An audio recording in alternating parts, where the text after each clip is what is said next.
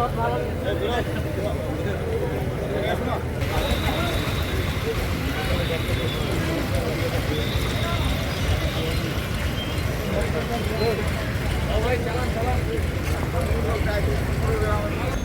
মিছিল শেষে এই সমাবেশ থেকে আমি বলতে চাই,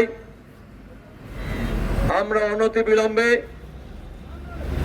আমরা আমাদের শহীদের পরিবারকে সান্ত্বনা দেওয়ার জন্য আমরা যখন শহীদের পরিবার বাড়ির কাছে যাই, স্বজনকে যাই, তখনই তার একটি প্রশ্ন আমাদেরকে করে,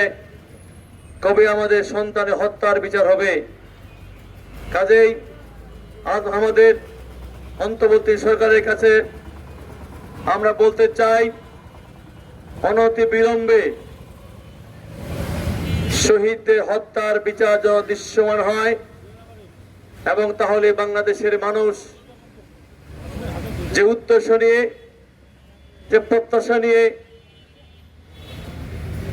5ই আগস্টের গণঅভ্যুত্থানে অংশগ্রহণ করেছিল, তাহলে সবাই সেটাকে